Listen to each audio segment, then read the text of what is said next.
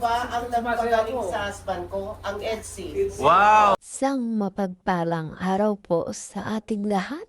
Magandang araw at gabi po dyan sa mga silent viewers at solid supporters ng EDSI.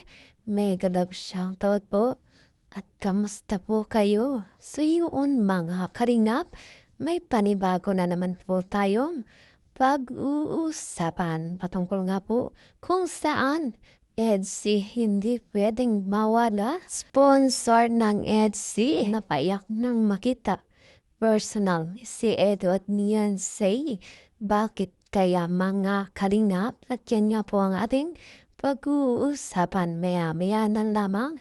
Pero bago po yan, kung bago ka pa lang po sa aking munting YouTube channel, pa-like, share, and subscribe naman po at pakikindot na rin po ng notification bell para lagi po kayong updated sa aking i-upload na video at paalala rin po bago po tayo magbigay ng ating mga komento at opinion, itapusin po muna natin ang kabuuan ng video nang sa ganun nga po yakma po ang ating i-comment mga kalingap. At lagi ko rin nga pong hiling sa inyo, patuloy nating suportahan ang mag-ama na matubang. Napakaganda nga po yung ipinapakita nila sa atin, mga pagbibigay saya at tulong sa ating mga kababayan.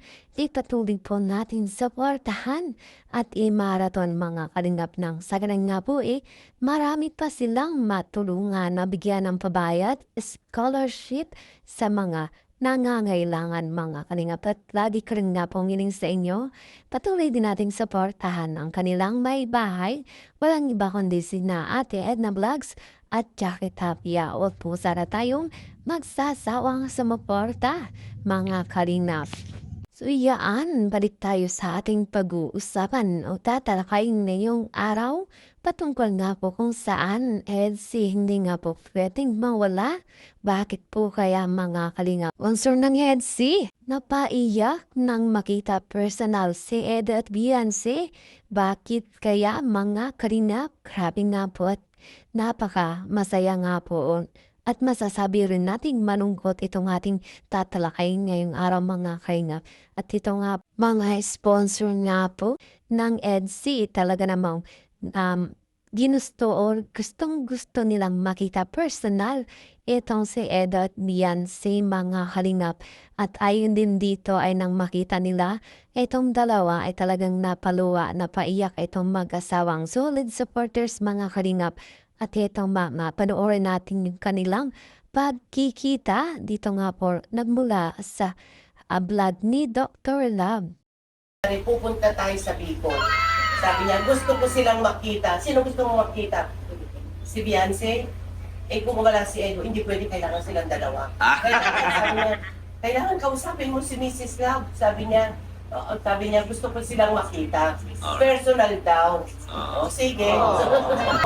Nakuha mo sa heart, super bypass. Oo. Nung pinapanood kita, gumagaling ka agad ako. Wow! Grabe! Yes. So, alam mo ba, ang nagpagaling sa husband ko, ang EDSI. Kasi noon No. talagang ma-open heart surgery siya. Kaya, wag niyong Kasi putulin. yan merong Ay, depression. Neng, wag niyong putulin ang IDSE. Wag. Maraming mawawala ng buhay. Yan ang pinapanood niya. Dahil noon hindi kami nanonood ng EDSI, hindi kami nanonood ng YouTube. Oo. Tapos noon, Kasi napanood niya. Sabi niya, pinapanood ko. From the beginning, before Beyonce pa, yung nanonood siya, ako hindi ako nanonood. Pero nung si Beyonce, sabi niya, ito sa niya, manood ka, maganda ito, kesyo. Doon ako nag-start manood kay Beyonce. Ayan mga kalingap, grabe nga po talaga ang epekto nitong love team ng EDSI sa mga manunood natin at hindi lamang pala nagpapakilig, nagbibigay saya at nagbibigay inspirasyon sa lahat kundi mga kalingap nagbibigay buhay. At talaga namang isa nga po patunay dito, isa sa solid sponsor ni Beyonce o ng EDSI. Hanggang sinalaysay nila yung kanilang kwento, kanilang buhay nang simula nga po. Nung dumating ang EDSI sa kanilang buhay, talagang marami ang nagbago unang-una ay gumaling sa sakit mga kalingap at grabe nakakatuwa, nakakataba ng puso mga kalingap ang marinig nga po ito at talaga personal at gustong-gusto nilang makita itong love team ng EDSI mga kalingap. Kung kaya pakiusap ng lahat na wag na raw pong itigil ang love team ng EDSI dahil marami nga po talaga ang nanonood at talagang inspirasyon nila itong love team ng EDSI at nagbibigay buhay sa ilan nating mga solid supporters. Kung kaya tanging pakiusap ng ilan ay huwag nga pong itigil.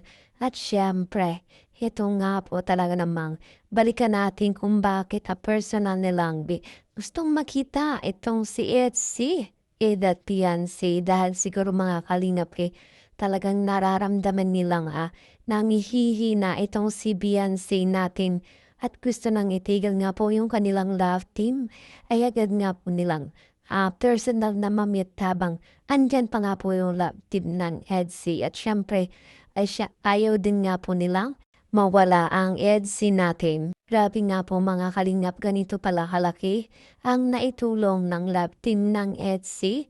Kung kaya mga kalingap, ganun din kay Fiancé, sana nga po ay patuloy pa rin ang love team ng EDSI na mapapanood ang bibigay kilig saya at inspirasyon sa iba. At yan nga po mga kalingap, syempre hindi nawala ang pasalubong nga po ng Sapatos at saka pampaklibiyan sila sa bag. Wow! Mayan pa, paibigay mo na. Oo. Galing pang Hong Kong to. Wow! Talaga naman Red envelope yan. Wow! Kita ka ng review namin. Ito. Ganda, no? Teka na, pasok ka dito pare. Roger, ito. Dito ka. Pakibigay mo sa... Upo ka dito pare, upo ka. Ito yung isa sa gusto naming mamit dito. Nandiyan si Ang ganda, no? Fiancé. Ha? Sabi ko. Hayan at talaga namang nabiyayaan na naman po itong si Fiancé natin at syempre hindi lamang nga po si Fiancé natanggap dyan kundi maging ang kanyang magulang. At labis na po talaga nilang hinahangaan itong si Fiancé dahil sa angking ganda nito mga kalingap at mabait nga pong bata. Siyempre ganun din itong si Papa Eds natin. Mga kalingap masaya nga po ang kanilang pagkikita. At yan nga po ang aking update ngayong araw patungkol kung saan ay hindi nga po talaga pwedeng mawala ang EDSI dahil nga po dito mga kalingap. At syempre, napaiyak nga po itong sponsor na kung saan mga kalingap ay napaiyak nga po sa tuwa dahil nakita po nila ang EDSI.